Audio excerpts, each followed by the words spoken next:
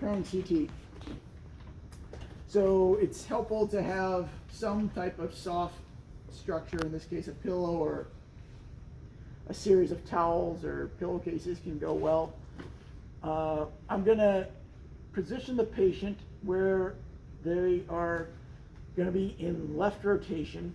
My short lever applicator will be on the right side of their spine, and then they're gonna be in a slight extension, so usually looking up at their wrist is a good indicator. You're going to create tension in a couple of different ways, not only just with the rotation and the positioning, but you're going to traction their opposite arm down and then pull this arm up. Okay. When we actually go to pull them over into the position for application of the thrust, they will be in this position. Literally, there will be it will be a moment, but their face will be into the canvas or into the pillow. If you don't get them far enough over, it's not going to go. You really need to be here, and then the application is like this. It's a lateral break, because you're literally trying to go like this and break open the, in this case, the left side of the cervicothoracic junction. Right, and then 90%, 91.4% of our cavitations are going to come on that opening side rather than on the closing side of the CG junction.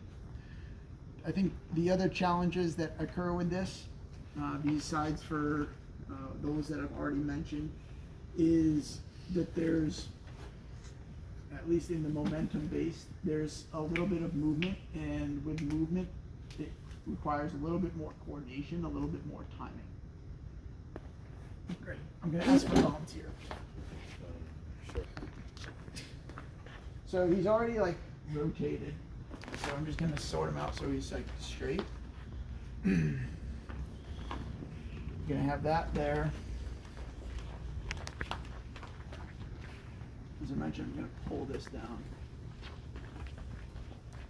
Okay, so he's going to be obviously in right rotation, slight extension, and then my short lever applicator. So I'm going to have you actually move yourself to your left. Thanks. Keep going. Yep, because I want to be able, why do I have him do that? Because I need to be able to get over him. I'm going to be like this.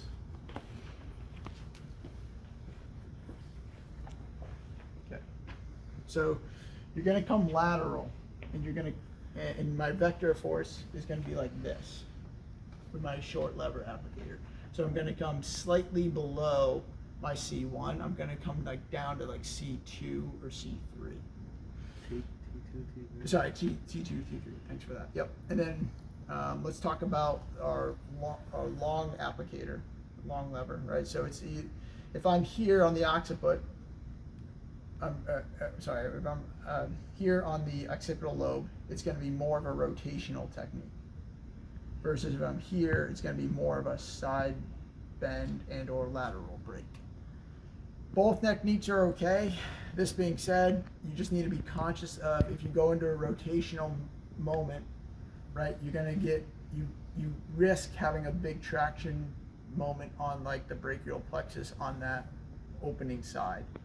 So just be judicious with that. And then speed is going to be your friend here, like a lot of our techniques, but maybe even more so. It's got to, you come in and then it's got to be like this, right? So it's going to, you're trying to take it and break it open like this. Okay.